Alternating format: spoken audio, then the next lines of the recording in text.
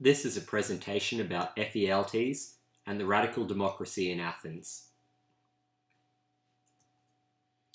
In 464 BC, the Helots, a group of native Greeks oppressed and used as slaves by the Spartans, rose up in revolt when they were given the opportunity by an earthquake that had occurred in the Spartan homeland of Laconia.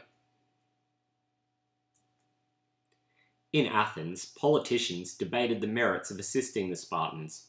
On one side, Cimon, son of Miltiades, the hero general of the Battle of Marathon in the Persian Wars, and the leader of the Conservative Party, argued that it was necessary to help the Spartans, who he saw as a valuable ally. On the other hand, was the leader of the Progressive Party, Ephialtes, a successful strategos who pushed the idea that the Spartans could basically look after themselves. Cimon's side won the debate and pushed off to Sparta with 4,000 hoplites.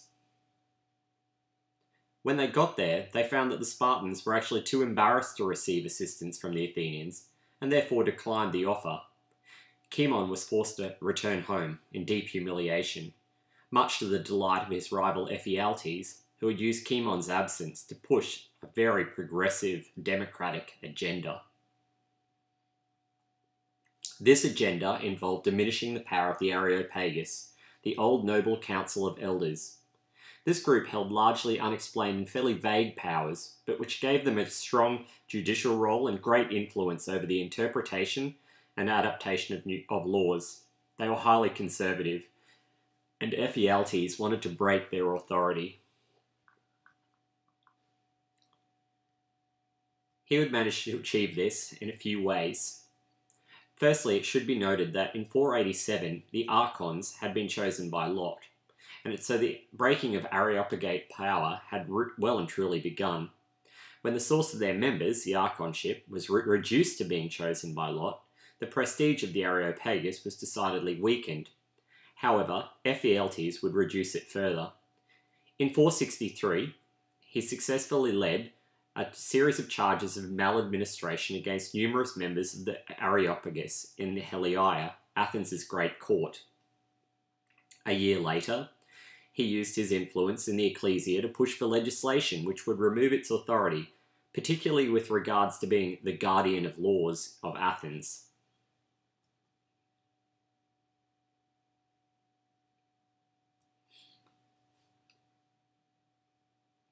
Effectively, what Ephialtes had achieved was a breaking down of one of the last bastions of privilege in Athens, further increasing the sense of an absolute democracy.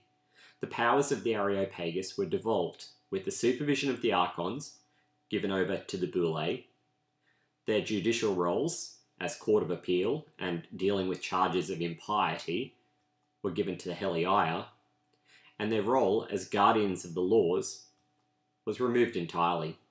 For better or for worse, the people were now responsible entirely for their own laws, with nobody to prevent potential errors.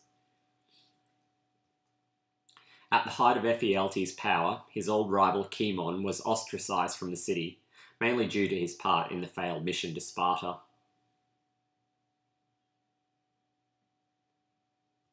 At this point, it would seem that Ephialtes was at the top of his game. And indeed, so it would have been, had not been for assassination a year later, believed to have been by a group who wanted to institute an oligarchy in Athens.